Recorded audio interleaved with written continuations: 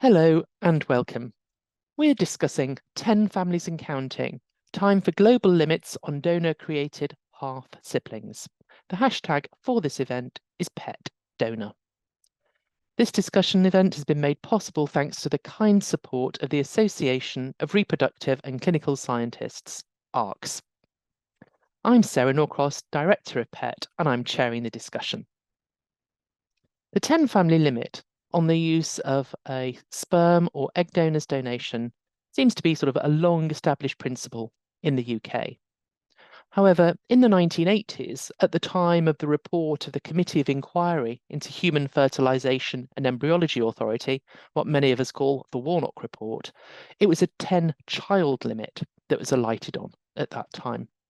But in that report, they did say that this was a factor that the licensing body should keep under regular review. And of course, at that point, the licensing body hadn't been created, the HFEA hadn't been established. And it was also interesting, when I was sort of looking back on this, to see that when sperm donation was debated in Parliament back in 1990, one of the biggest concerns, if not the biggest concern, was inadvertent incest. And in a House of Lords debate in February, Lady Saltoun of Abernethy said in a debate about donor conception, "I wonder if we're making too much of a fuss, provided there is some limitation on the number of children a donor is allowed to father. Perhaps for the sake of these wretched young people, we had better leave the matter of inadvertent incest alone." And I was quite shocked when I read that quote. I think the language that we use, the way we think about donor conception has changed radically, both in society and in Parliament. And I think what's also clear from looking back at those debates, that what wasn't considered was that there would be, a global market of sperm donation, which has evolved over decades, and how when a limit is reached in one country, the sperm may be quite lawfully used in another country. Nor was the ability to trace one's donor or half siblings through direct-to-consumer genetic testing considered. It just wasn't a thing then, it wasn't possible. So tonight the panel will be discussing whether this global use of sperm gives rise to any issues, and if so, what issues are they, and who is affected? As a donor, is it problematic to have so many offspring? Is having dozens or even hundreds of half siblings, is it a problem? Before we attempt to sort out global limits, what about national ones? Just this month, we covered in Bionews a story that 3 men who are related to one another have helped to create more than 600 children in Quebec. And 2 of these men are carriers of a serious genetic condition. Canada doesn't currently have a cap on the number of donations a sperm donor can make. And now Quebec's public health minister is in talks with Health Canada to consider introducing one, which would seem like a good idea. But we have to be realistic. That only helps in the clinical setting. I don't think these donors were doing it through clinics. I think this is going on through Facebook and other closed groups on social media. So it gives me great pleasure now to introduce our first speaker, Professor Jackson Kirkman-Brown. Jackson is chair of the Association of Reproductive and Clinical Scientists, ARCS, and he's Professor of Reproductive Biology and Director of the Centre for Human Reproductive Science at the University of Birmingham. He is also the science lead at Birmingham Women's Fertility Centre at Birmingham Women's Hospital. That's a lot of mentions of the word Birmingham. I'm going to talk to you about the families that we're talking about creating and just question a little bit maybe how many we should create with the same donor. I think to do this, it's useful to have a bit of background from the currently published HFEA stats. And that reflects that there were more than 4,100 births in 2019 from donor conception. So that's about 1 in every 170 births in the UK. The number of children that are born from donor sperm has tripled between 2006 and 2019. And that increase is mainly driven by single patients and patients in female same-sex relationships. But we're seeing that substantial increase in the number of children born. And we obviously are aware of the fact that from late 2023, children turning 18 can go to the HFEA and ask to access identifying information about their donors. But against that background, we need to think about who needs information and support. And if people haven't already seen it, ESHRE produced a good practice recommendation about giving information and support that covers donors, recipients, and offspring. And ARCS, as a learned society in the area, have also issued a statement about how we believe this should be implemented in the UK. And you can find the ARCS statement on our website. A key thing there is the checklist. And it's actually quite interesting when you're looking at sperm that a centre may be providing or a donation situation to measure them against these checklists. So these are best practice. Can you get that information? For example, what limit is there on the use of that donation? And those things should be for any individual donor, any recipient, to have that information according to the best practice guideline. And that is still a challenge for many of our patients out there. Sarah touched on it, but we have to accept the fact that direct-to-consumer genetic testing is very prevalent now and has changed the atmosphere around donation. We're no longer in a situation where you can guarantee genetic anonymity. It's not easily controllable. It's not something you're controlling yourself. If you were a donor, it could be a cousin or a couple of cousins that themselves decide to take part in testing, and that may end up with you being identified. I think when you look at the numbers of people in the testing out there, it's ever increasing. So these were figures that I checked earlier today. Ancestry DNA is the largest out there at 25 million, 23andMe at about 15 million, and so on down the different companies that do this. It's worth also noting that these companies will generally offer things that test for health factors. So if we look at 23andMe, their chief executive, Anne Wachiki, who's over in the right-hand side, has just announced she wants to take the company back into her own private ownership. How do we all feel about somebody who may have information that says your parenthood isn't what you expected when you did this, or that, you know, your parent or grandparent was perhaps fathering other children that were outside that relationship? There's a lot of information there in genetic testing that can be quite shocking. People are generally not prepared for those answers. When we're thinking about that, our genetics are very personal to us, be that about a mutation or a condition, or individual to us in the way we perceive how we link to somebody else through genetics. It's a very complicated situation where every individual will react differently. Some people will feel that the genetics doesn't matter. Some people will feel it's a huge link to somebody else. Then we get the question about how we deal with that in donation. So generally, donation is conventionally focused on a patient or a couple choosing a donor. But should they just be able to do that? Because the effects of what they do are actually on the offspring. Now, one variant of that in the UK is thinking about the 10 family limit. And I'm going to maybe push a little bit of thinking more about why a 10 family limit. But also we need to recognise this is actually a welfare of the child context. So in the UK, where we're used to thinking about welfare of the child and offspring, actually factors around the donor and that donation are probably going to have a much stronger effect on the child than they do the person making the decision. If you look to that ARC statement, there are a number of requirements that are set out. So that says that now the duration of sample storage in the UK could be up to 55 years. People need to understand how long that sperm could be used. It's strange to think that you may have a half sibling who is created 55 years later than you. That intergenerational effect isn't something that the legislation considered in the beginning or really thought about. As was mentioned, most people were talking about incest, not the chance that somebody might be the age of your grandparent when you were only 3 years old, but actually be a half sibling.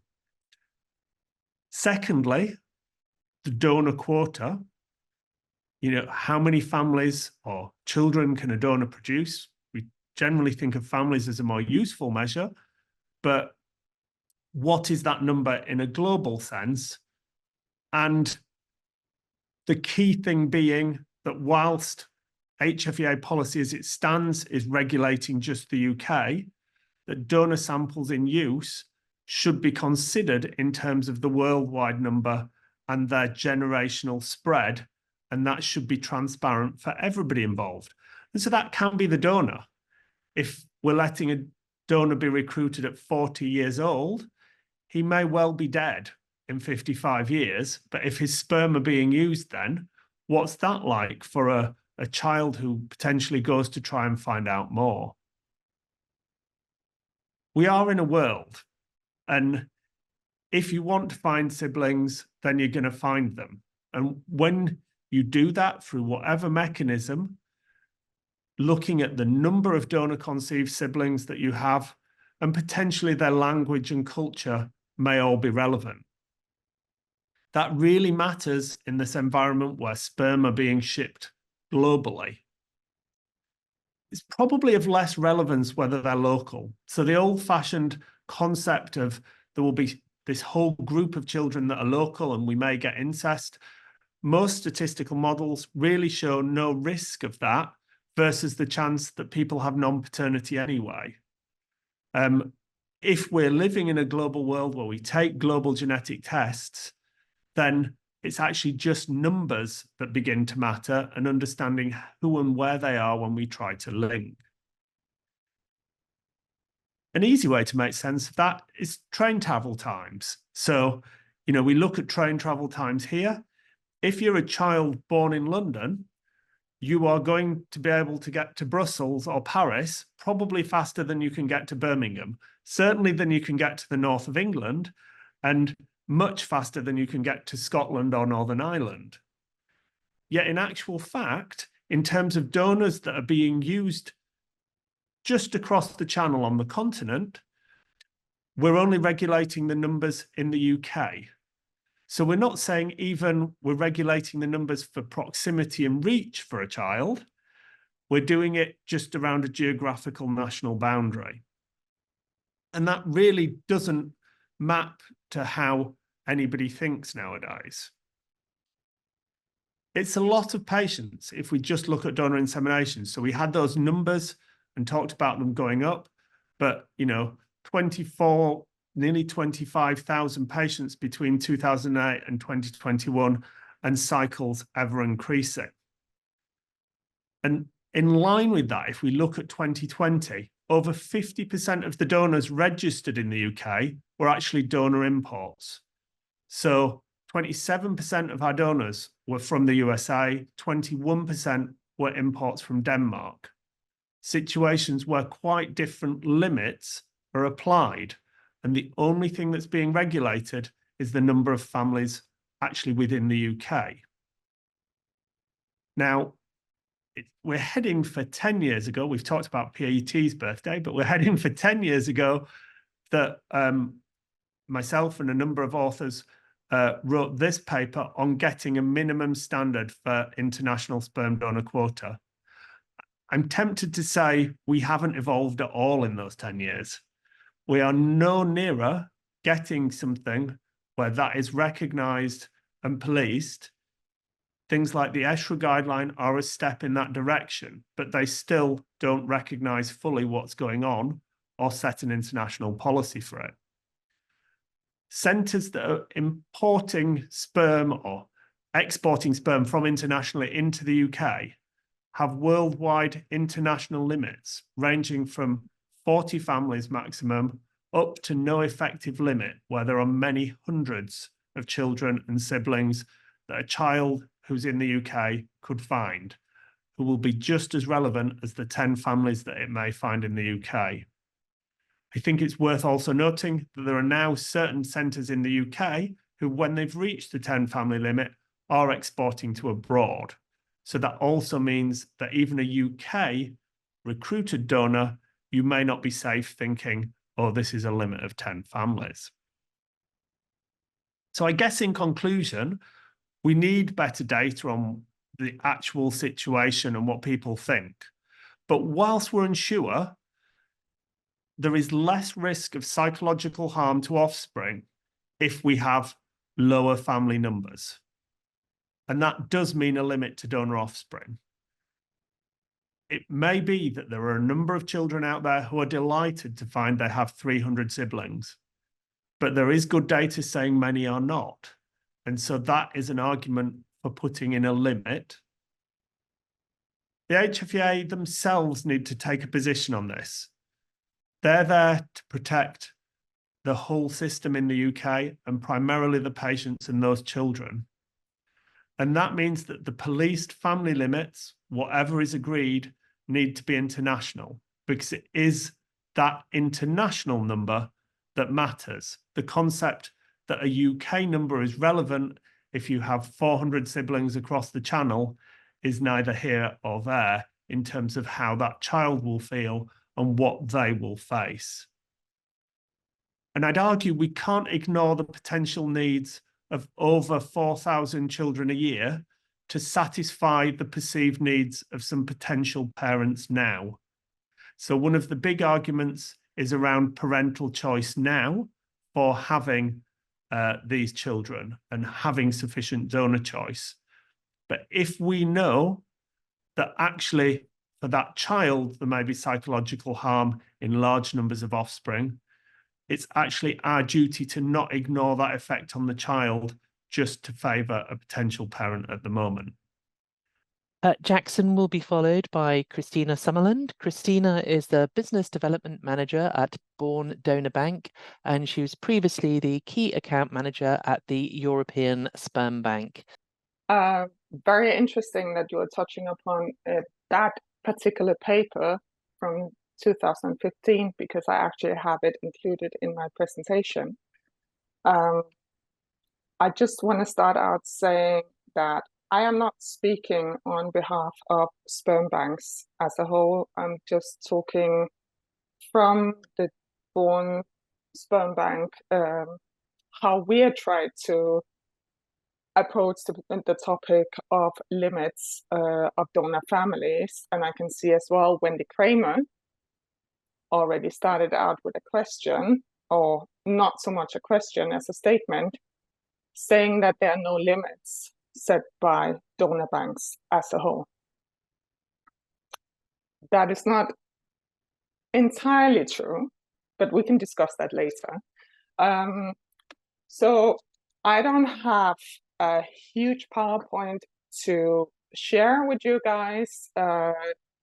It only involves statements, or not statements, but facts taken from papers and websites and so on to support what I'm saying at the moment. So basically, just going on to my presentation, I'm just discussing, as it is, sperm donors donating in sperm banks. And as we already touched upon, the question of the number of families per donor is a highly controversial topic. And recent reports, especially from the Netherlands, of sperm donors having donated at several different establishments, having created a larger number of families than desired, have added to the concern regarding donor limits. For the Born Donor Bank, while there's no global limits, as Jackson touched upon as well, in the paper he mentioned, it was recommended a maximum of 100 families worldwide. So with Born, we have decided to go for 25 or 75 maximum. Christina, I don't know that you think you're sharing your screen, but we can't see it, so we're not seeing your slides. I'm not sharing. Okay, I just wanted to be clear that you I'm not you do sharing that. it at Okay. the moment. I'll just share it at the end, or you can share it with the participants at the end. It's not really, it's just information for everyone to know. So basically, we have decided to set it at 75 or 25. It's clearly stated on the website as well, and in the donor contract what the maximum is. So for each donor profile, there's a maximum number of families worldwide stated. So the recipients and the clinics treating would be able to see that. This is further supported by pregnancy slots contracts, which have been used and are utilized by several donor banks in order to control and monitor limits for the donors. This is a contract signed by the recipient of the donor sperm, and it gives them the right to use the donor sperm in question. If the treatment is unsuccessful, they pay a deposit for the pregnancy slot, and they can get that refunded if the treatment is unsuccessful. Also, this can be seen as a form of proof from the donor conceived person to go back to the donor bank and say, we have actually been conceived using that donor in question. So the role of the sperm bank, I agree 100% that the sperm bank should be responsible and take this big responsibility on their hands to make sure that the limits are adhered to and we do not have a huge amount of families per donor.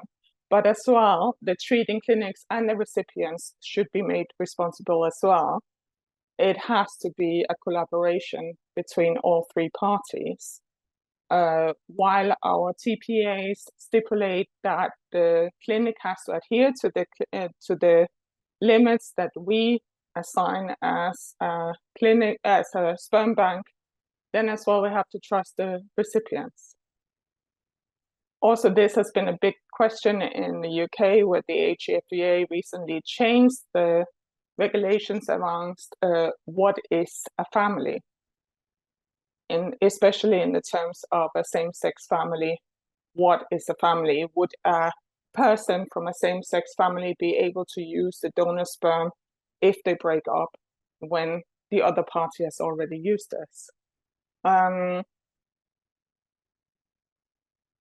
I have gone completely off my script.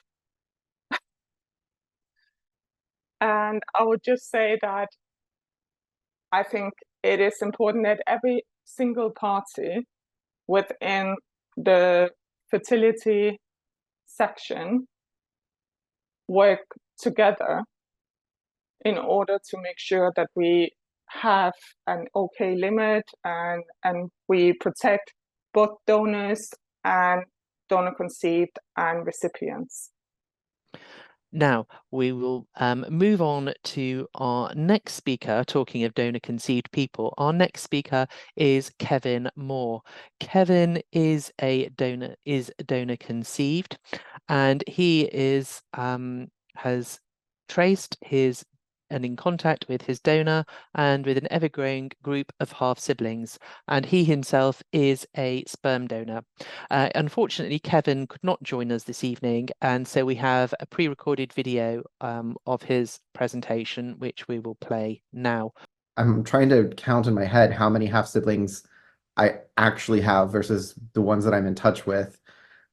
We have a WhatsApp group every time we find a new one, and we kind of welcome them into the group. I think there's 7 of us in the WhatsApp group, along with our donor who we're in touch with as well. I believe there's one more. There's 2 that are twins, and one of them isn't in the group, but her brother is. So there might be 8. And then I also have a half-sibling that I grew up with who's naturally from both of my parents. So there's a lot of different dynamics that are going on there. Everybody kind of found out at different times in their life or in different ways. Actually, quite a few of them found out just through DNA testing, and it was a big surprise. So we've had to do a bit of like kind of group coaching to help guide people through this discovery, and also then meeting the rest of us and meeting our donor and learning about everyone. And it usually tends to be like in January, because a lot of people get DNA tests for Christmas and send them off, I guess. I don't know. Let's say my little world of half siblings is more or less 10 people. That feels kind of roughly manageable to me from like an emotional perspective. Although I absolutely refuse to try to keep everybody's birthdays straight, because I can't even remember my own mother's birthday. So it's just not going to happen for half siblings. My relationship with each person is slightly different. The ones that kind of we've met earlier, we have more kind of conversation than the ones who came in many years after the others. And that's just a natural kind of result of the passage of time. I was conceived in the US, so there was no limits at the time in terms of number of offspring or anything like that. So there could be plenty more of us that we just haven't met or heard from. There's other stories from people in the US that were born around similar time to me in the 80s that have like dozens and dozens of half siblings and have these huge reunions, and that seems really sweet, but also quite emotionally intense. I kind of imagine if you have 20 half siblings, it really depends when you meet them and how you meet them and how well you get along with them. Like, I mean, people are all so different. Trying to kind of have an individual relationship with that many people is kind of a task. How much emotional capacity does a person have to manage that many half-sibling relationships? And do people want to manage that? And kind of you don't really have a choice. The more that join our family through kind of DNA testing and finding each other, the more it's like, okay, well, here's another one, and we all get to tell our life stories. And sometimes it's at a time when I'm particularly busy with other things and I just don't really feel like I have the ability to commit to that new relationship. And then you kind of worry, oh, I don't want that person to think that I don't care or that I'm not interested. But like, you know, sometimes you're just really busy with your own personal matters, and there's just not enough time in the day to have a 2-hour chat on WhatsApp about, you know, your childhood, especially now that I live in the UK and all of my siblings are in the US. There's time differences and it gets a little bit crazy. And then when you start to think about spreading that out throughout the world, it gets even more complicated.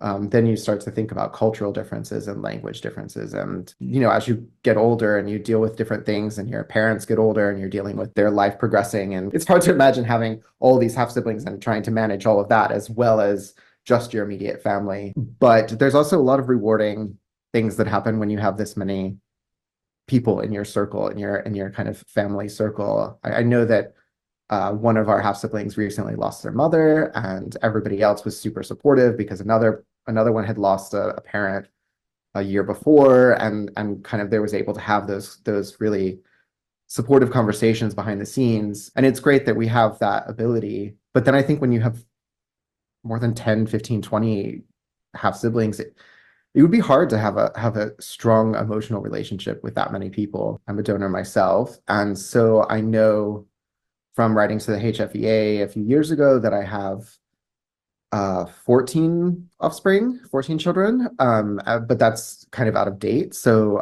you know, there's the limit of 10 families, but I know that all 10 families have used my donations. So that's, you know, at least 10. Obviously, there's 14, but there could be 20.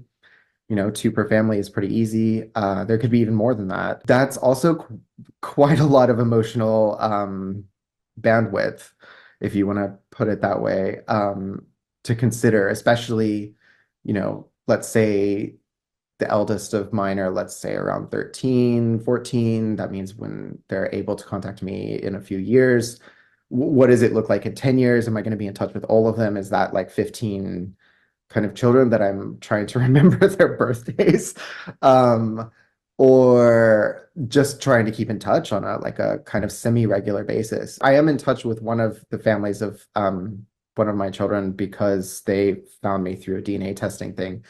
And it's been very, very fair, very friendly, very supportive, very considerate. Even just having had an exchange with one family, there's a lot of perceived pressure there. There's a lot of self-imposed pressure to be available and to answer questions and to feel like you're wanting to participate, even though like there's kind of that line, like, I'm not really participating. I'm sort of this nebulous figure that can answer questions and talk about my childhood and be really freaked out when pictures look like me when I was a kid. That has been actually a very positive experience for me, but then trying to multiply that by even by 14, which is what I know, sounds like quite a lot. So expanding that to multiple countries and multiple places and multiple groups of children, it just seems very emotionally intense. But I don't know if that's a good or bad thing. I mean, that's the same kind of approach that I was saying about my own half siblings. You know, it's not a bad thing either that there's a whole bunch of them and they can support each other and communicate.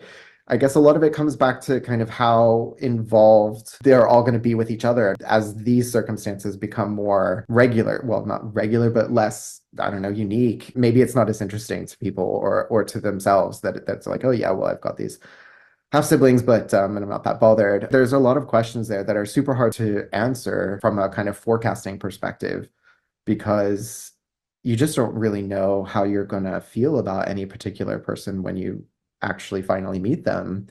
And you don't want to let them down if they have certain expectations of you as their donor.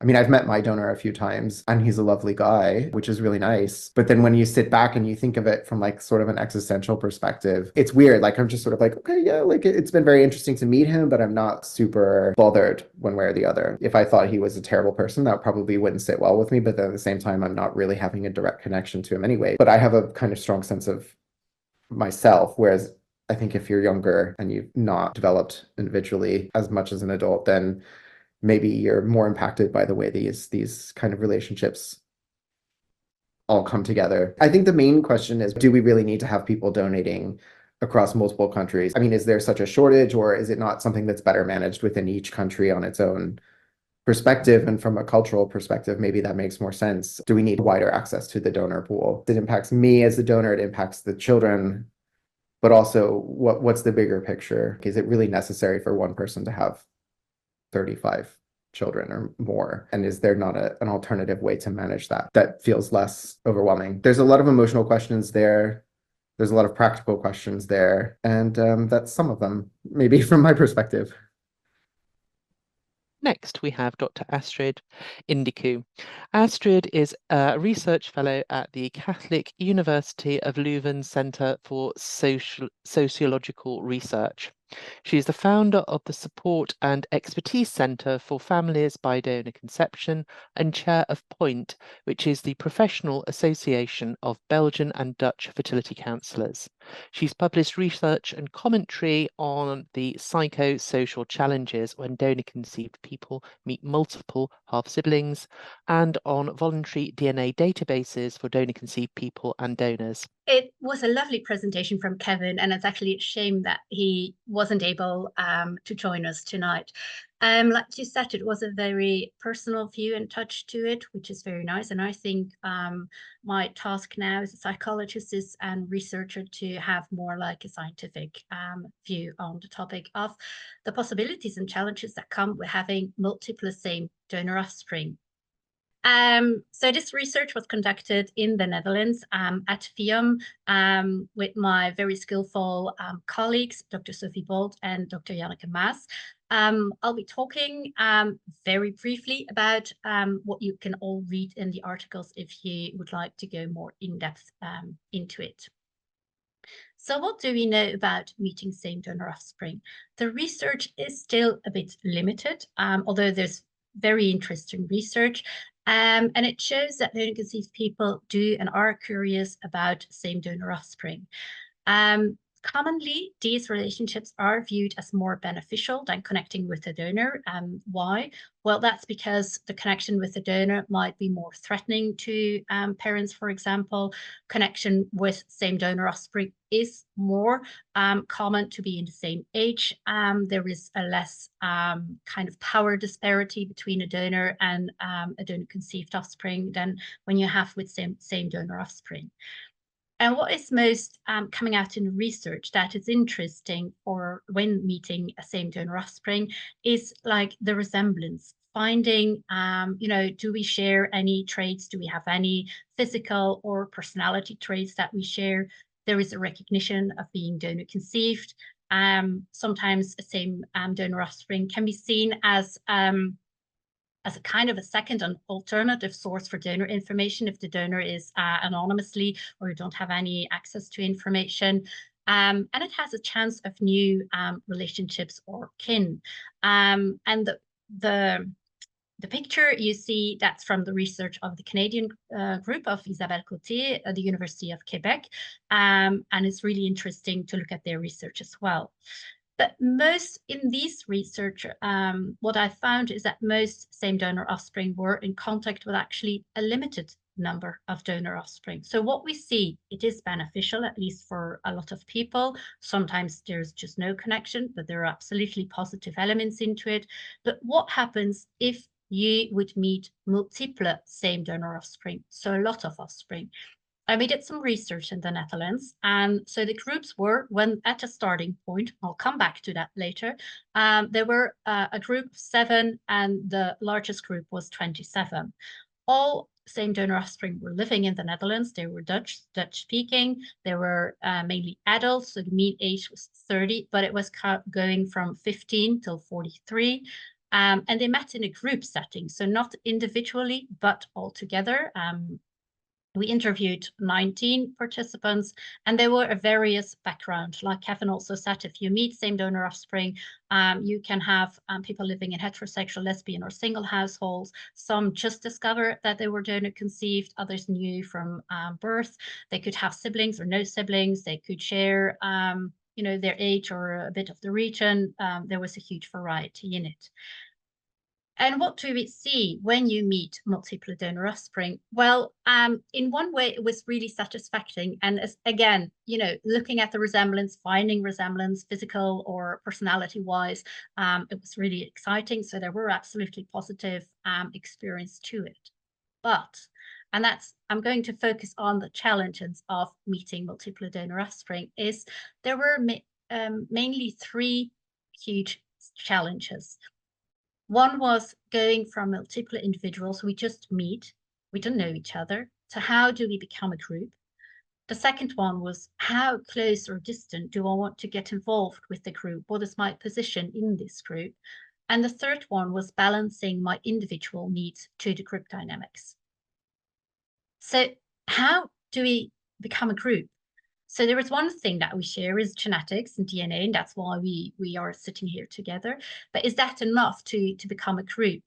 And there were different elements that could make people bond to each other. That could be just a genetic connection, that's it, nothing else. Sometimes it was the resemblance, but it could also be goals, beliefs, values. It could be the way that you started searching. Was it through the Fium DNA database, or was it through an international database? Was it your stage of life? Was it being donor conceived? Sometimes it could be just, having the same kind of humor. And we could also see that in a larger group, subgroups are formed. We're the same age, we have the same profession, like in health or something. I'm going to read one. It's one is that give you, I'm going to use some quotes to make it more lively to you, I hope, and more that you get a feeling of what it meant to those participants. It might be better to make separate photos of people instead of a group photo. You shouldn't be forced into a group of we belong together, because obviously that's not the case. Only DNA technically, but otherwise we are not a group. Personally, I would like pictures of each individual separately, but not in a group together. So for her, it was way too soon to have a group photo, and she didn't feel like we are a group together. If we have, we are a group, but how do we call this group? How do we call each other? And again, this was coming up in the research that the Quebec group did as well. Are we family? Are we strangers? Are we acquaintances? Are we friends? Are we extended family? Are we close family? How do we call each other? What kind of words do we use to describe to other people when we meet? I found siblings, I found half siblings, I found strangers. How do we talk about them? And for example, this is also something that within the couple, within a donor conceived person and her partner would come up. So my partner, simply doesn't understand it and wants nothing to do with it. He also doesn't want me to share pictures of our family in the group. So I don't do it. I respect his opinion, even though I think it's stupid. So she was part of a sibling group, but at home, that sibling group couldn't be integrated in her family home.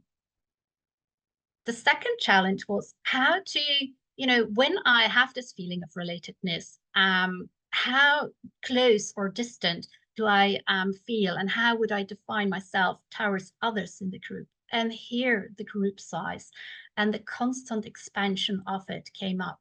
Because can you imagine how to, integrate 70 half siblings into your life? Again, some quotes. And so one participant said, it is new and it is beautiful, but at the same time, it is complicated. After a year, I'm still figuring out how to deal with this. I want to meet them all, but on the other hand, there is the reality of my busy everyday life. And someone actually said, if you would count it, if you would have more than 52 siblings, if you really want to meet them up, that's more than a year, or that's a year every weekend going to visit a sibling. Another one said, more and more people joined. And first we were with 8, and now we're 40, 45 people. Now that the novelty is over, I had enough. I had a few contacts with people I really like, and that's enough. It's an illusion to think that you can maintain contact with 45 people. That's impossible. You shouldn't even strive for it. In your own family, there are also people you don't like so much, and it's the same here. And to give you a little bit more of a feeling, how that would be, is like the handshake above. So the first line above, that is when the first meeting. So that was the groups went 7 to 27. The date of 27/2018 was the recruitment of the research. And you see that the groups are already, some of the groups are growing. We're now May 2024, and some of the groups came from 18 to 89, from 27 to 66. You see that some increase in size more than almost 600% or 400%. So some expand very quickly, some go very slowly. And that is, again, also a challenge for all those involved, because you have to adapt. There is new people coming.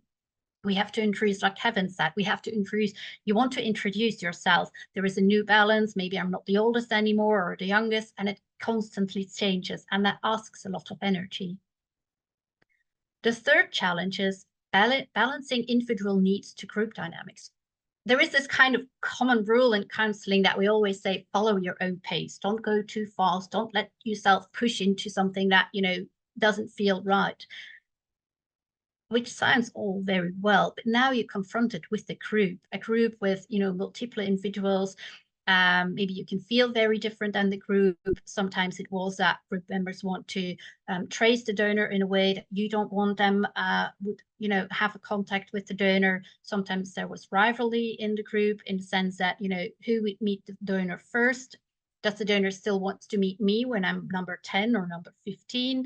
All these kinds of questions came up, and sometimes there was groups could differ. There was 2 siblings with living at home with different donors. One was in a group with more a relaxed atmosphere in the same donor in the sibling group, and another had more tensed feeling in the group. So that could be very different as well.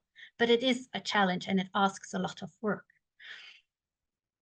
Can we translate, or can we, what might apply to the groups? Because as said, this was a group only in the Netherlands, geographically all together, all speaking Dutch.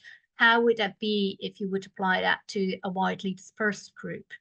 Well, of course, there is a language barrier, and that sounds very, silly, or maybe even simple to say that, but this is something very emotional. And if you can't express yourself in your own language, in your mother language, that can be absolutely a barrier.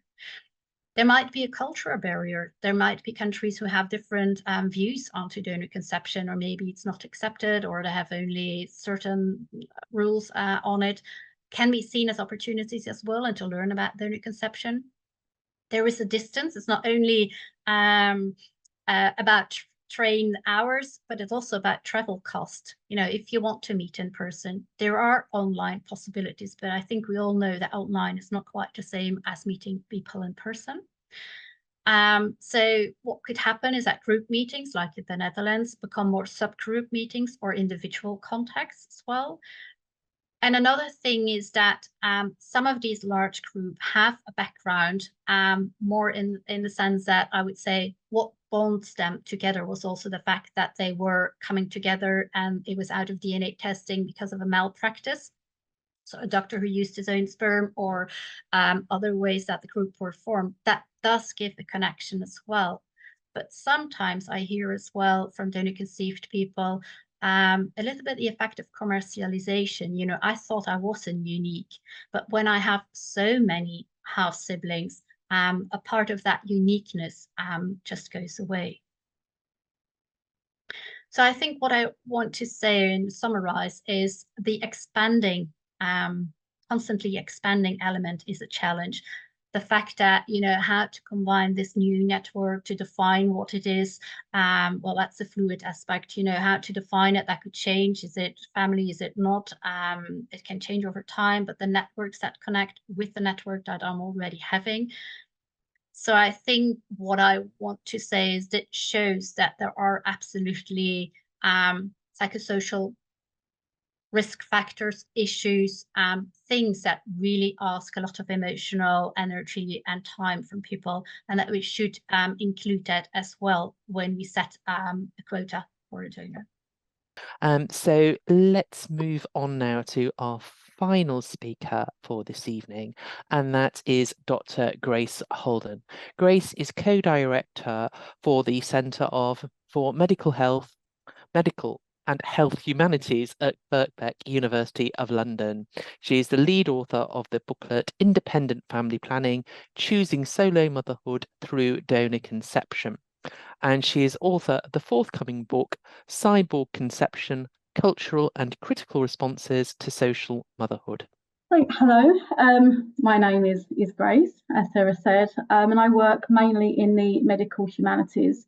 For those of you who don't know what medical humanities is, it's a rather emergent field which focuses on trying to enhance medical practice by drawing on insights from a variety of fields, including my home subject, which is literature and ethics, as well as history, art, and social sciences. And I'm personally interested in my research into how we can use lived experience to improve patient experience. The title of my talk, as you can see on the screen, is Exploitation and Transparency, and I'm going to be focusing on the issue of exporting sperm and eggs and whether this practice is adequately signposted to recipients. I'm not arguing against exploitation per se. I do believe there needs to be much tighter limits, and I do believe they need to be very small limits too. But what I'm really focusing on in this talk is whether or not enough is being done to signal to recipients that UK donors could be selected for exploitation. And my talk today is going to focus on four main areas by explaining why I'm interested in this area, how I came to it. Then I'll be looking at a case study. Then I'll be talking a little bit about how a lack of information on exploitation challenges claims of transparency that is often underscored by these providers, by sperm bank and egg bank providers. And then I will outline some suggestions that aim to improve the operations of UK banks that do export. So as I said, I am an academic researcher, but I'm also a solo mother by choice via sperm donation, and my donor comes from the London Sperm Bank. And when I purchased sperm all the way back in 2018, I chose a donor that had slots available in the UK. And it was important for me personally to choose a UK donor. And I understood from the website that donors could exist up to 10 families. And I downloaded all the available information from the website on my donor, just in case that once the donor was sold out, that information would vanish. So I just wanted to make sure I had all the information. And this meant I didn't need to go back and check the profile. And this is an important point because I didn't go back and check the profile because I had all the information. I downloaded absolutely everything, including screenshots. And imagine my surprise years later on a WhatsApp group for local solo mothers by choice to discover that recipients were finding that they were logging back into their donor profiles, potentially to sort of reorder sperm for further pregnancy attempts, and discovering that a new box was appearing on their profiles. You can see an example on the screen there that reads export only. So I went and checked mine, and my profile now had export only on it. And I'll just say this is a random profile I've put on the slide there. It's not my donor's profile. This was enormously shocking for me. And a phrase Kevin mentioned earlier, I think, is really pertinent. The weight of on your emotional bandwidth when you sort of discover information that you perhaps didn't anticipate. So I discovered that my donor could be exported, and I was under the impression that my donor could help up to 10 families in the UK in total, which was obviously not correct. And over a series of emails, I discovered that when UK slots are full, profiles of donors who consented to exportation would now bear that notice. However, I was also told that the donor may or may not be exported in the future, and this had not been decided, which also left me in a bit of a grey area. And when I asked why this information was not clearly signposted, I was told that it was in their legal document, and it is. This information is in their legal document, which is at the very bottom of the London Sperm Bank website. And in this document, it reads that where a sperm donor has provided explicit content that his sperm could be used in treatment outside the UK, London Sperm Bank applies a strict upper global limit of families that can be created. And in terms of the term export, that's mentioned under the subheading use of donor sperm in a non-UK clinic, such as overseas.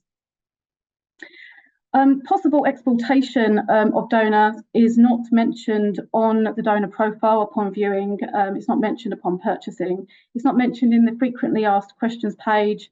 It's not mentioned in the about information or on the choosing a donor page. So I interviewed other recipients to see if they had also experienced a sort of a similar surprise. I've changed the names, but I interviewed for the purposes of the paper that inspired this talk. I interviewed 3 people. I'm calling Emily, Jenny, and Heather. And Heather chose not to order from a UK clinic, feeling that the process was not as clear as it could be. So I am using the London Sperm Bank as a case study here, purely because I had experience directly with this bank, but the problem is not unique to this provider. The website does make it clear that the HFEA regulations means that UK donors can assist up to 10 families in the UK. And this fact is used on the website in numerous places and has been interpreted to mean, incorrectly, that donors can help 10 families in the UK, or 10 families in total.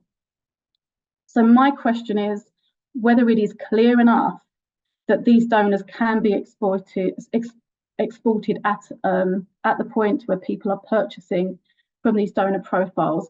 And for people I interviewed, like Emily, as you can see on the bullet point, the last bullet point on the slide, it was not clear to her. And she says, I recently visited the website and it said that my donor had reached UK numbers and now was open to export. I didn't expect that at all. So legally, the Gaymate Bank has not done anything wrong. The possible exportation is mentioned in the legal documents, and the legal documents are on the website. The recipients have access to this document before, during, and after purchase. So I'm not claiming any sort of legal wrongdoing here. I am, however, suggesting that in the interest of total transparency, which we should all be striving for with donor conception, that it is in the interest of total transparency that this information needs to be better signposted. And as I'm going to quote from Heather here, who says, I was really surprised to be told that they did export some donor samples, as this was not at all clear from their website. Even more confusingly, they didn't yet know which donors would come under this plan.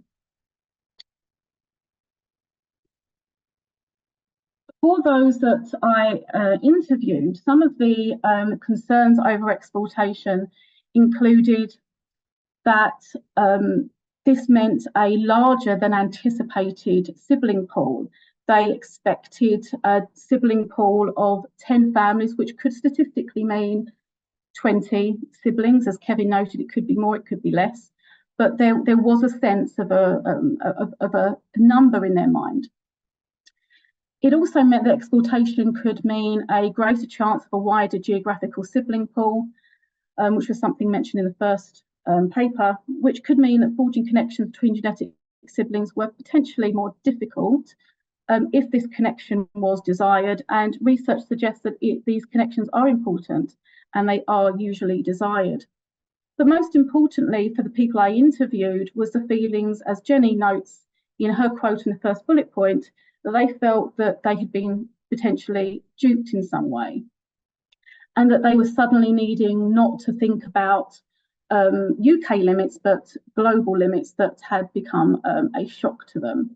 And I will caveat that it's impossible to control these variables, that you could have a donor who also donates outside the UK, and you could have a donor who donates informally as well. But there was a sense that the recipients had made certain decisions along the way that was not reflected in essentially the service that they thought they were receiving.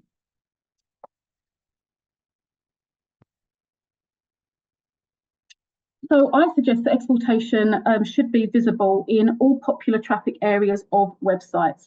If donors are open to exportation, this should be noted on their profile, which already contains so much information. On donor profiles, we learn the information on the donor, such as hobbies, skills, ethnic origin, donor parents' ethnic origins, their race, their eye colour, their skin colour, their height, their weight, their education, their qualifications. Need I go on? We learn so much information. So why is exportation not adequately cited? Why is this essential detail buried on a legal page at the bottom of a website? In addition, one of the problems that has been highlighted is the casual and accidental nature of this discovery. So I discovered it purely by chance through a WhatsApp group, and then looking back at the profile, as did many other people who I interviewed.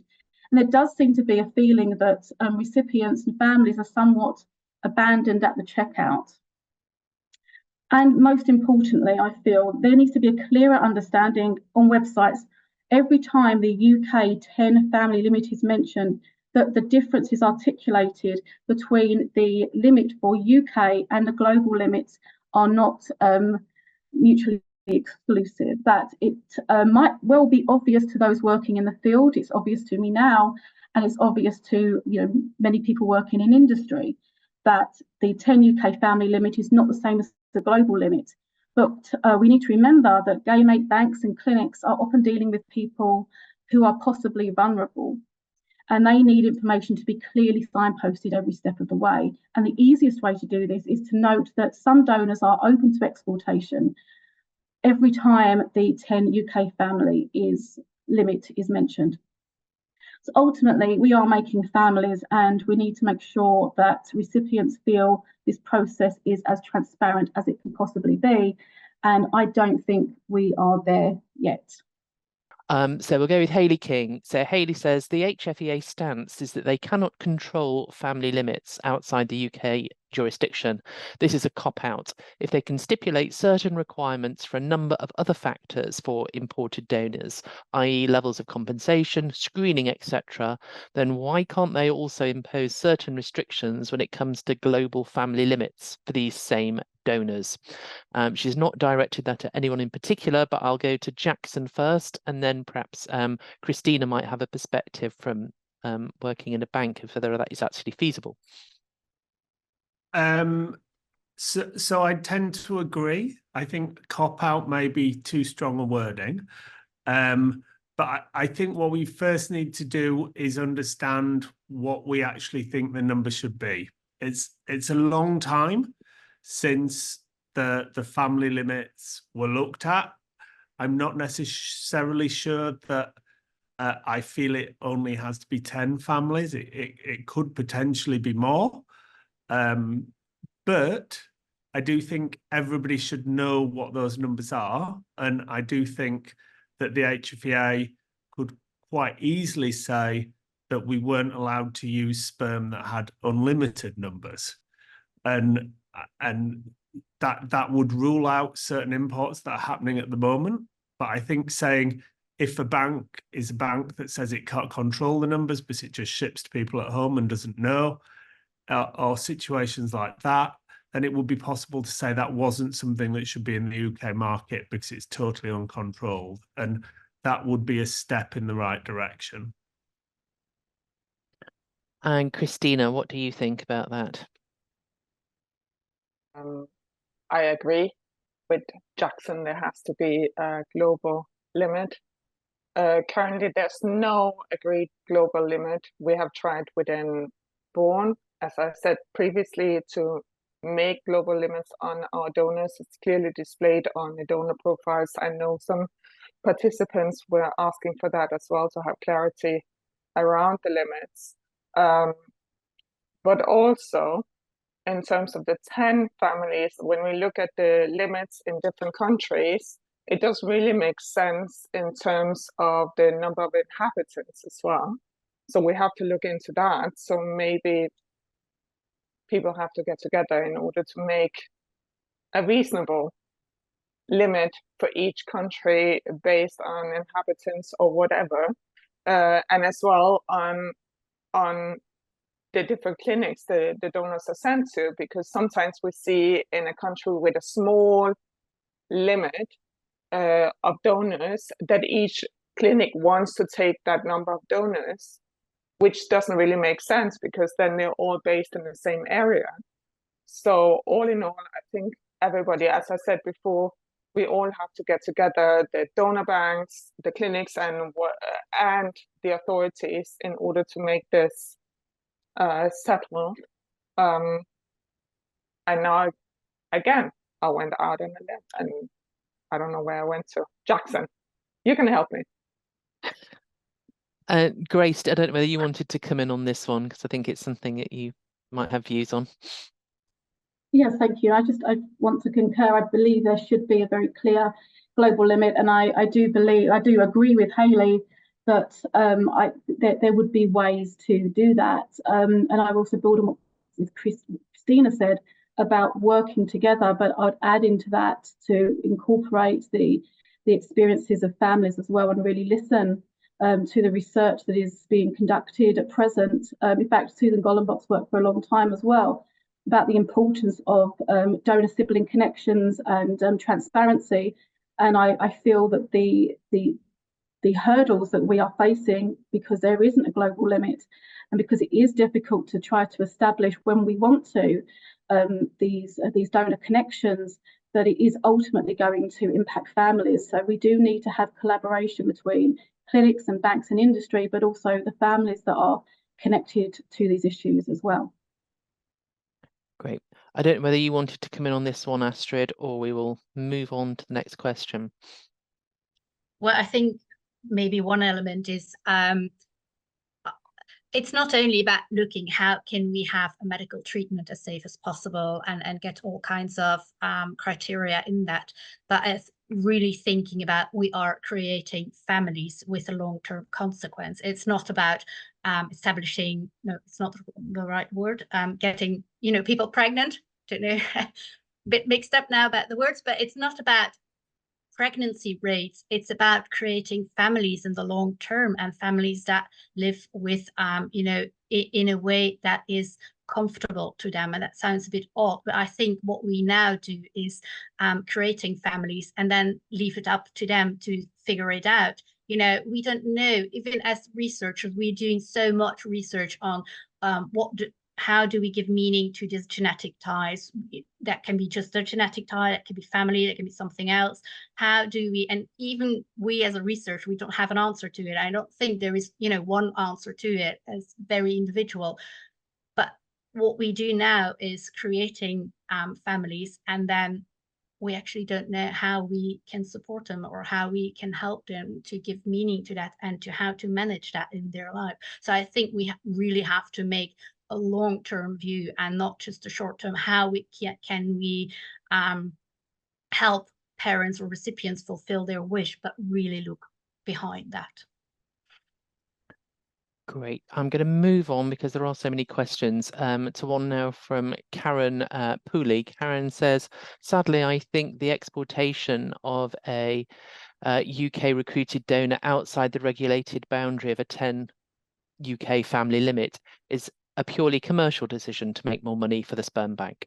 All logic and ethical considerations plainly point to unlimited family limits being psychologically damaging to both the donor and the donor-conceived individuals. Whilst we can't enforce the regulations internationally, it is within our power to legislate to stop UK donor banks engaging in exportation of UK donors overseas.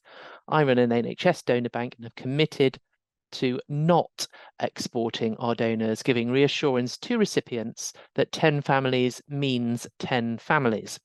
So sort of more of a comment. I could see lots of nods from Grace there and from others smiling on that. Does anyone want to respond to that on the panel? Jackson and then Grace. I guess what we're hearing there is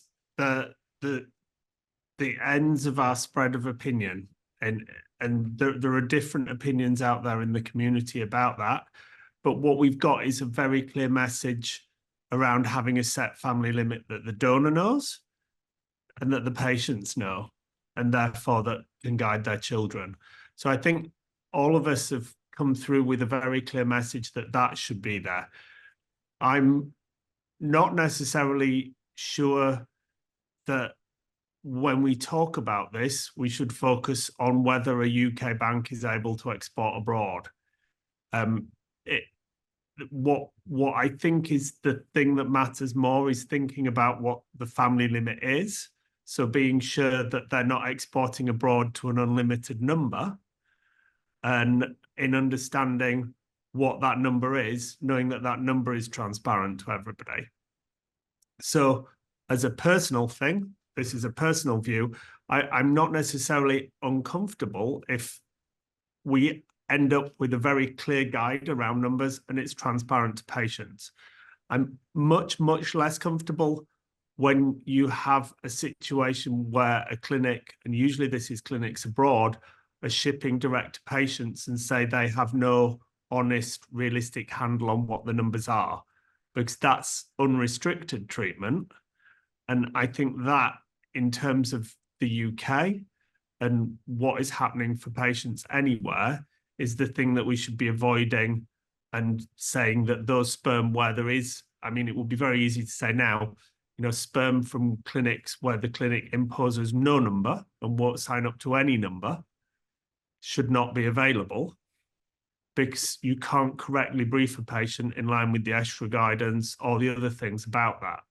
And as a first marker, saying it can't just be an unknown number would be a very powerful thing for everybody in around practice. And I do feel the HFEA could enforce that, because as others have pointed out, they enforce what expenses a donor is paid, they enforce things about screening to international standards.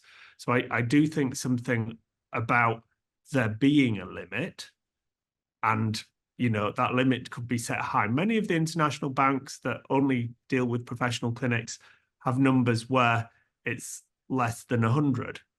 And, you know, that may seem a very big number, but at least it's less than 100. Whereas we know many of the donors running in the unrestricted banks are running into thousands of offspring.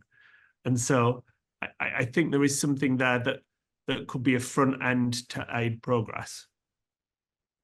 Does anybody else want to come in on that? I suppose I was thinking, I wonder, and I'm going to use my chair's prerogative, about whether as communities like the solo mums that Grace was talking about, and same-sex couples become more aware of these issues, they may have some influence on the market in saying, we don't want it. This is not what we want. We want this, you know, we might have to pay a bit more, but we don't want this for our future children. And I wonder if you think that you see any possibility of that happening. Perhaps I'll ask that to Grace, and then perhaps to Astrid to think whether she's thought about that in her research. Thank you. To respond to your first point, Sarah, I do believe people are trying to make the most informed choices that they can make. The question I have in my talk is whether these decisions are as informed as they can be, because I think that the information is not necessarily as transparent as it could be surrounding the difference between local and global limits. One of the issues that we have is it's still quite a privilege, well, it's very much a privileged space to be able to afford to embark on donor conception through regulated clinics and regulated banks, which means that making donors paying a little bit more, as you say, Sarah, for restricted donors means it becomes even more privileged. And I think, personally speaking, I think 100 limit is too much. I think 75 is too much. I could go lower, and I would normally go lower, but that's not the point of this discussion. It's not for me to argue with Jackson about what we think are the right global. Oh, go on, limits. Grace. You can argue with him. He's not that scary. 10. I would say 10. If I had to put a number on it, I would say 10. And the reason I would say 10 is because that's really going to upset Christina, I'm sure. But the reason I would say 10 is because there is a reason in the UK that people are choosing certain banks that say they've got a 10 UK limit, interpreting that to mean a 10 global limit. And they're wrongly interpreting that because the information is not as transparent as it could be, it's not explicit as it could be. So, I mean, I wasn't really going to try to put a number on that, but that's where I feel it needs to be, because I think it's not about prioritising what a donor says they want to happen with their sample. If a donor says, I'm happy to donate to 1,000 people, I actually think that's regardless. I think that the wishes of a donor to be prolific is not in the interests of families. And I think that outcomes for families show that lower donor sibling groups, lower donor connections are preferable. So if I had to put a number on it, I would say 10. But the most important thing is not the number, I feel, at this particular juncture, because we're not going to agree on a global limit. The important thing is that people can make informed decisions, and that information is explicitly clear across websites, and especially on donor profiles. Great. Okay, I'm going to go to the next question, unless anyone's bursting to get in. And that's from, oh, sorry, Christina. Yes. Yes, I would just like to say to Grace, Dr. Grace, the 10 limits, what is it based on worldwide? And as well, I think it's a bit naive, perhaps, to think that a 10 UK limit is a global limit. It's the same as thinking electing, like going in and voting in an election in the UK is electing a global leader. It's not the same thing. And some of us, like for instance, now I veered off my official presentation, but actually on our website we have for each donor profile the global limit stated. And it's very important for us. But also you have to realize that we do test the donors quite rigorously, and we have additional tests coming on and on and on, and especially the UK have additional tests on top of the EU guidance, which means it costs more money for us to do that. So if you only have a limit of 10 donors, which for me is perfect, because then I only have to sell for 10 families, but at a much higher price. So you have to consider that as well. Yeah, can I just come in, Sarah? As I said, I don't think, personally, I would like 10. I'm not saying that is what the industry should do.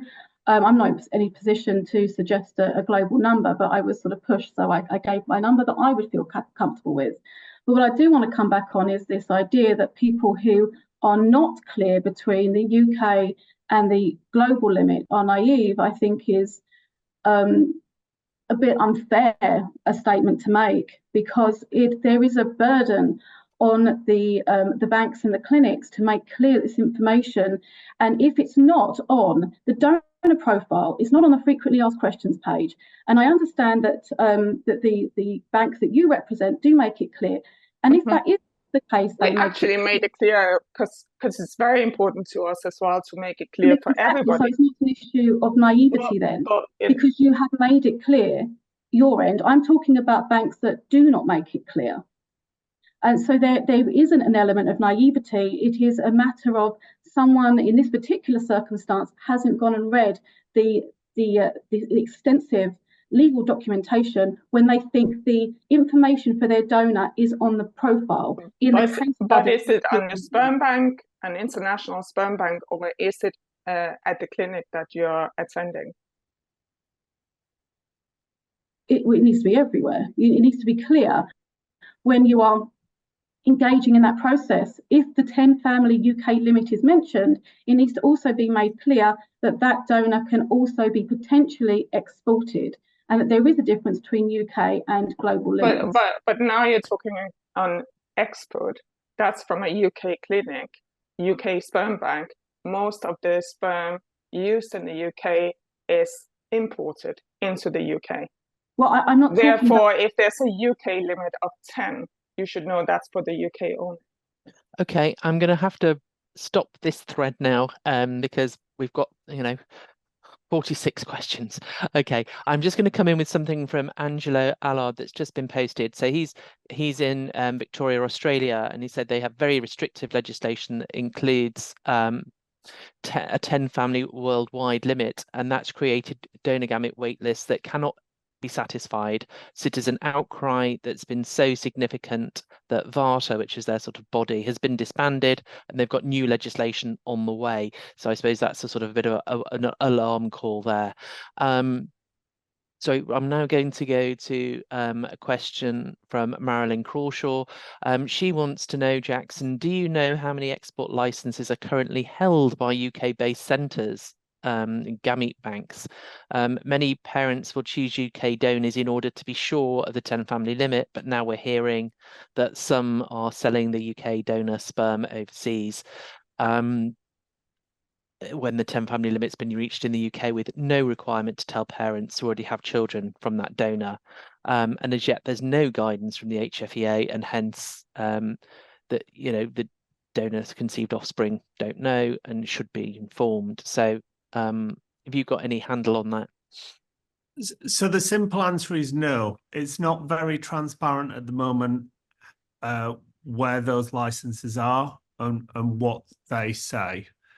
I think we're reasonably reassured that the people who have them are following best practice to the level that they can, and they're doing things around what the global limits should be from the evidence of the centres that I've seen.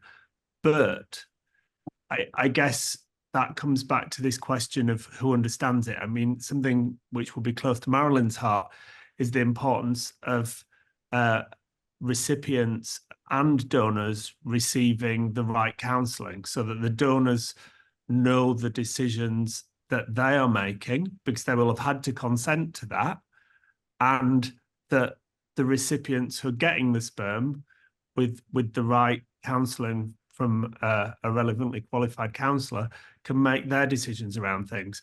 I mean, listening to Grace, I know from a different viewpoint from patients I've met, they actually wanted to choose a donor that was already recorded as having lots and lots of children, but they regarded that they were seeing this donor had a really great success rate, and it was sort of a ready-made family for their situation and stuff, and they felt very positive and wanted to go for that. So not all potential parents will make the same decision about something like donor numbers. Some will feel very different, and they think, wow, 1,000 children for my child to be siblings with, this is amazing.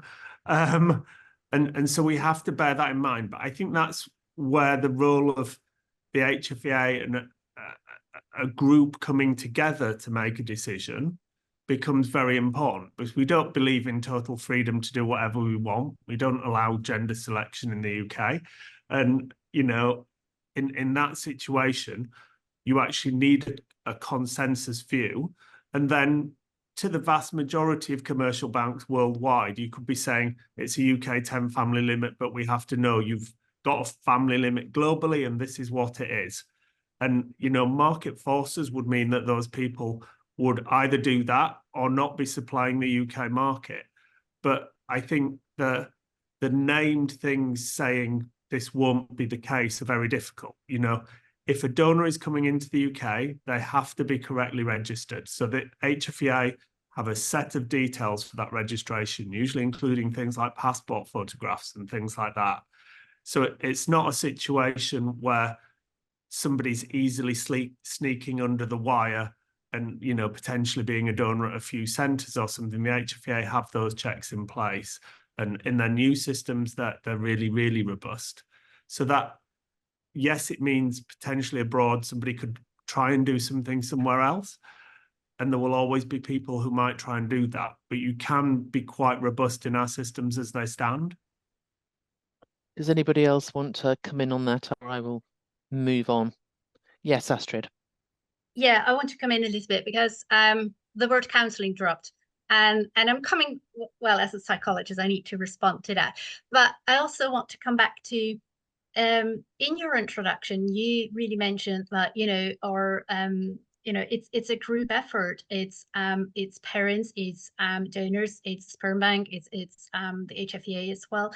And I think, and now I'm speaking from psychological research in the sense that for parents, it's absolutely intending parents when you have no clue if you're going to have a family or not, because maybe you're waiting already a long time, maybe you have 7 years of IVF behind you. You know, it's easy to say we need to make rational decision and what is in the best interest of the child, and many parents will do that. Absolutely, I have no doubt about that.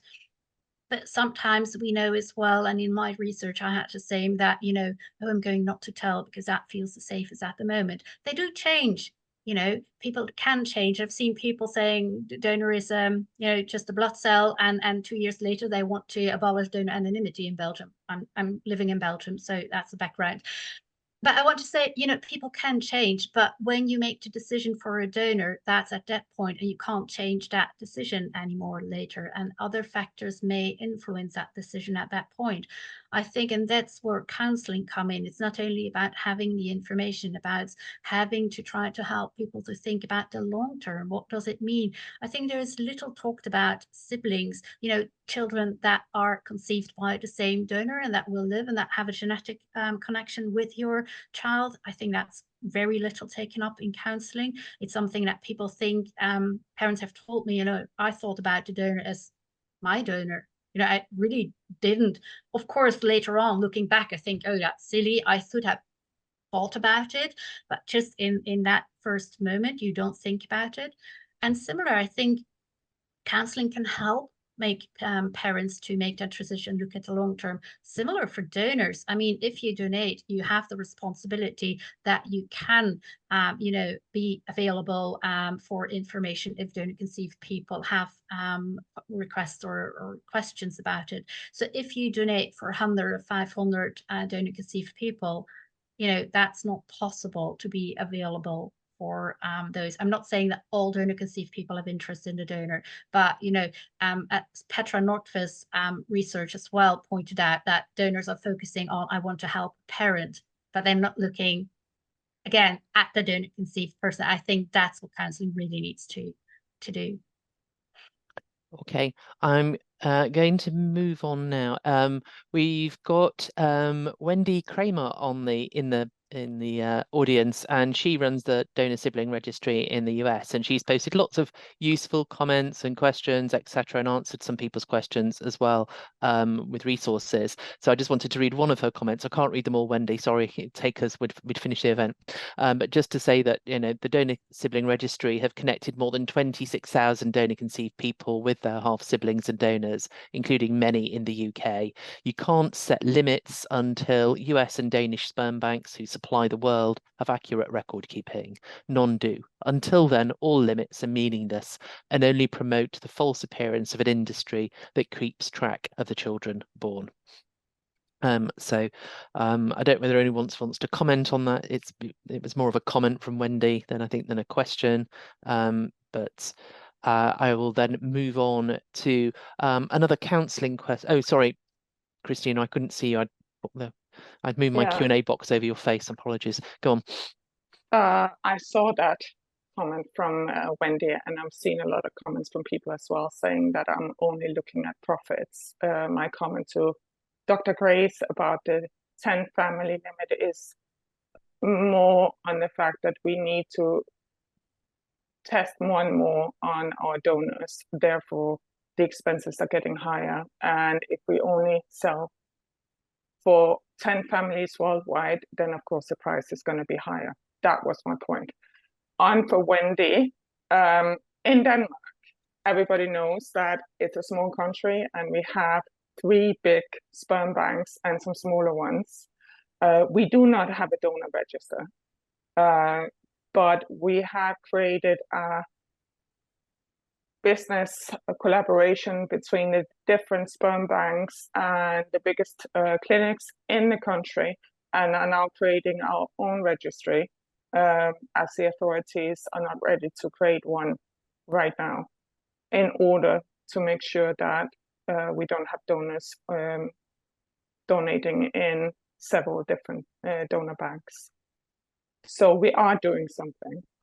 That sounds like a positive move, particularly if it's not being enforced upon you and it's something that is coming from the sector itself. We've done it ourselves, yeah. So we're putting the money into that, and yeah. Yeah. So counselling question, we'll go to Astrid first with this one, I think. Sabrina Zehichi, I don't know how to pronounce it, apologies. She's thanks you for presentation and for referencing the research in Quebec. We're currently conducting a research on large donor sibling groups, and some shared that they grieve not being able to know all their half siblings, and they feel this is an injustice. And I was wondering if you found similar experiences, Sabrina asks.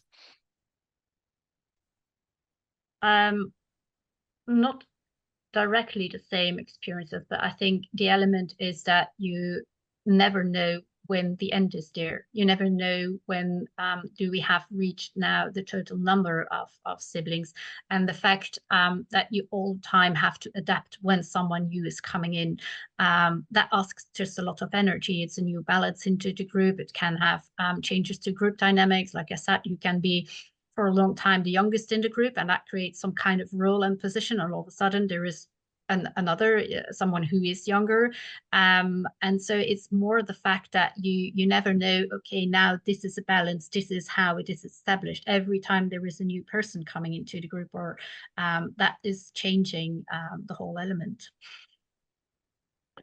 Okay, so I'm going to move on now to I'm going to perhaps mash together 2 anonymous questions, actually. So one says, I'd like to point out 2 items. First, there's a big difference between the policies of sperm banks in the 80s and 90s versus today, with vast improvements having been made. Second, banks have no way to legally or even ethically require that recipients share their personal information, like pregnancies and births, as those events are health information. Banks can encourage them and explain the importance of having the information for proper tracking, but there are limits to what banks can do. I'm also strongly in favour of the best tracking possible, but an enormous amount of responsibility falls on the recipients and the donor conceived people to be willing to share that info. When the bank's response, then it's the bank's responsibility to earn trust and then record and manage that information. And then someone else has sort of made a similar point, really, just saying, I'd love to hear how limits can be practically implemented. Attendees are overwhelmingly indicating good, accurate data and limits are important, and simultaneously putting that burden on the recipients and donor conceived to report, and that's undesirable. So how are banks actually supposed to get the data? So I don't know whether, Christina, you want to try and tackle that mess first. Know if I want to tackle the mess. But I can say that historically, yes. And when you look at the HFEA COP as well, it says that you should inform a recipient clinic once the donor limit has reached 6 families. How exactly a sperm bank is supposed to know this, I don't know. But instead, we have introduced the pregnancy slots in most, especially Danish banks, where family is recorded at the moment where you sell something to a recipient, and that is counted as a family, regardless of whether or not there is a pregnancy. So not relying on the pregnancy slots or the pregnancy reporting. However, in the TPAs, it will still say that the treating clinic has a responsibility to report pregnancies and births to the sperm bank. But I can only speak for the bank I'm working for at the moment, and we count everything as a family as soon as it's been sold. Okay, does anyone else want to come in on those? Otherwise, I'm going to. I guess if I could, Jackson. Yep. I think there's probably an international difference here in how things work in different countries, because obviously when a donor's imported into UK or when it's used in the UK, it is registered with the HFEA. Yeah. And in that sense, as well as a bank tracking it, a centre have that ability to see it and track it and check details. Exactly. Yeah. And so I think a key difference here can be between banks that are tracking things in systems that can track things, banks that are tracking things in systems that can't, and banks that really are not tracking in any visible way. Yeah. Because those are different situations where you can go, this is possibly the maximum number because of the way we're doing it. Or, you know, in certain banks where they are shipping for home insemination and things, they've no idea. In the UK, we know every single time a donor's been used, we have to know, you know, whether children were born. And obviously that's the same situation in other environments like Australia. So there's a little bit about local legislation and tracking, but in those, oh, I've got balloons. I predicted it to you, Sarah. There's in those environments that there are different things happening where, sorry everybody, we predicted it might happen. It randomly does, but the environment where you have no tracking at all, it is a complicated one that I think. The thinking about a donor that's imported into the UK is probably unacceptable. But this is where it comes from the sperm bank, yeah. I believe, that exports to different countries. It's upon the sperm bank to make sure that when you sell a donor to a new family, then it's registered as a family right away at the point of sale. And then unless the treating clinic comes back and says the treatment has been unsuccessful, there are no straws, there are no embryos, nothing has been moved to another clinic, then you can give the deposit back to the recipient and release the donor for another family slot. But I believe as soon as you sell a donor to a recipient, that is counted as a family, because we cannot rely on reporting from clinics or recipients. It's not their job, it's our job. Which I suppose then means, hopefully, that you're erring on the side of caution, because some, unfortunately, will not achieve a pregnancy. Okay, I'm going to move on now. We've actually impressively got someone who's well, she said she's working in New Zealand. I don't know if she's there at the moment, if it's the middle of the night, but she just wants to let us know that their clinics, there are 3 with 1 main clinic throughout the country, because they're much smaller in size in the UK, and they set a donor limit of 5 to 7 families created from a single donor. We don't allow the import of donor sperm from donors who've not been counselled by ANZICA registered counsellors and compliant to these limits, seeking self-disclosure on limits. This means often overseas donors are personal donors known to a recipient. Thinking of our dynamic here in New Zealand, I'm wondering why countries and clinics in the UK and elsewhere are not enforcing a limit on the donors that they're imported and only on the donations within the country itself. It's sort of more of a comment than a question. I don't know if anyone wants to come in on that, but if not, if I can't see anybody wanting to, so I will go on. So I think there are, oh gosh, there are just so many. Hang on, let me get to the top. I think somebody wanted a bit of clarity from you, Christina, what you meant about a limit of 75 or 25. And also I wanted to cheer you up in case you feel like, because you are the only representative, well, you're the only person from a sperm bank who's on this panel. And that becomes quite a difficult place. But, someone has actually said, should a system like the Bourne one be used by everyone? I think we cannot impose that on anyone. Yeah, Christina's powers are somewhat limited. She can't make balloons magically appear like Jackson. But go on. No, I'll try to. I'm not sure balloons are gonna sort that out, but maybe Jackson can make some more appear. So if you could just explain the sort of 75-25 thing, I think that'd be helpful. So historically, Bone Donor Bank, it was acquired by Medicover, a Swedish company, in 2022, and put on the pregnancy slot and everything. And historically, it had a 25 limit families globally. So of course, we adhere to all of the national limits. They're clearly stated on the website as well. You can go in as a patient and see, or a recipient and see all of the national limits. And as well, the donor profiles state clearly this is their global limit. So 75 was chosen from the documents, different kind of papers that we read, saying 100 maximum, 75 seemed more reasonable. It doesn't mean that they reach 75, but it's just to be transparent towards both recipients and donors and donor recipients. Donor conceived that this is the absolute maximum of families their particular donor can reach. And then, of course, we have exclusive donors as well, but that's not really relevant here. But it is clearly displayed 75 or 25 families globally is the maximum.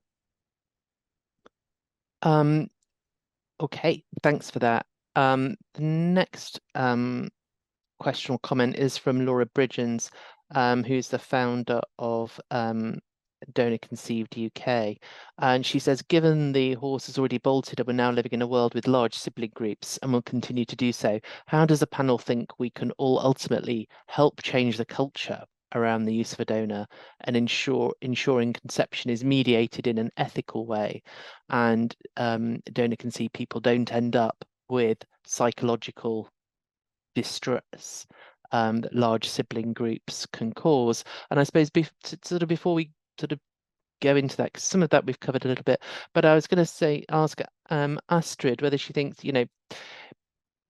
does the larger the group potentially cause more psychological distress? Is there a perfect number of half siblings to have before it starts to get distressing, or could 4 half siblings be just as psychologically upsetting as having 40? I don't know.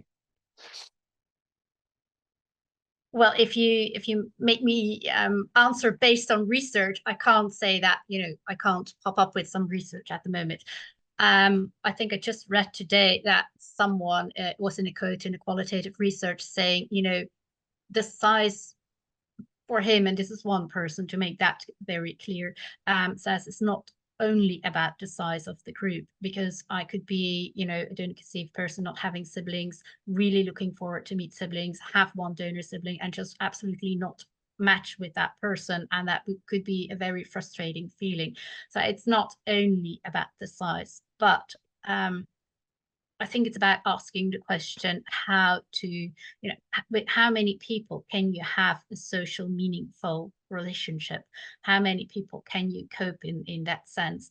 And to take it the question, how we can change, because there is one way in discussing about the numbers of families, and everyone can have a different view about it. But like Laura said, how can we change the views on that? Because it's not about the number. I am very realistic, and I know that people, intending parents, want to have their wish for a child to fulfilled. I know that sperm banks are not, charity organizations as well. With all respect, Christina, it's not to you, but, it has to work. It's an economically way of doing it. But again, I'm coming back to you, Jackson, in the introduction. It's about the welfare of the child. Sorry, you set the scene for it, and thank you for that. And I think seeing it not as, again, I'm coming back and I may be repeating it, but not seeing it as a treatment, as a medical treatment. It is really about creating families. And I think when we discuss donor conception, when I'm working with students, I'm always correcting them, saying, no, you're not relying on donor conception, sperm donation. You're relying on a donor. We're talking about people, it's not a treatment, it's not semen.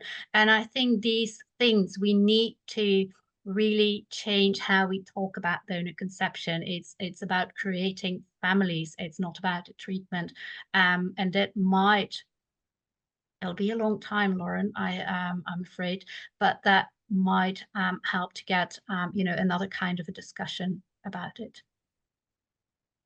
I guess I think the other thing about it that is important, which maybe I kind of touched on, is I think we're in the very early stages of people understanding what genetic relatedness means and doesn't mean.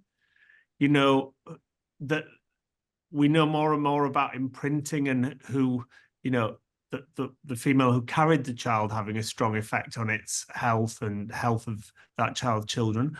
But in terms of the genes we inherit, we only ever get 50% of our coding genes from a parent. I always like to point out we've got 50% coding similarity to a banana. It's one of those things that, because of ancestry testing that's actually looking at mainly sequencing junk in between things, people are only just beginning to grasp. And I think over the next 2 or 3 decades, there is hope that individuals will start to change their understanding of what that genetic link means as well. It doesn't mean it won't be important to people, because it will, but there is some hope that we can help recontextualize that a person that you got 50% of your genes from, some of which will always be rubbish, and they were mixed up with somebody else's, doesn't necessarily absolutely make you the person you are. And that's still a discussion that's important for recipients to understand, because they need to understand it in parenthood, and important that we get prepared and are talking to everybody, not just donor-conceived offspring, but everybody in society, to contextualize that. Okay. Can I make one comment Yes, on yes, that, or certainly. just Of course you can, add yes. something on it, in the sense that I agree and I disagree in the way that yes, we can have a different look at genetics, but at the same time, the whole artificial reproductive technology scene is setting that, the whole artificial reproductive technology, the goal is to have a genetic tie. So in the one hand, we spend billions money and time investing it, saying, this is really important. And all of a sudden it seems, and I'm going to be a bit cynical if that's allowed, when it gets complicated, we say, oh no, genes is not that important. We need to look at it very differently. But we are living in a context that gives genetics so much importance. The whole medicine is about genetics. It's the whole family. We do, oh, you look like your father. This is, it's like, I almost wanted to say it's in our genes to say, you know, you look like, but it's so much incorporated in our culture to look at these things. And now we're asking only from donor conceived people, you know, no, you need to look different at it, you know, because it's really getting too complicated. And that's, I think, you know, that's where we really need to work together. And it's not fair to ask from one group to look at it differently. Yeah, so that's just what I wanted to add.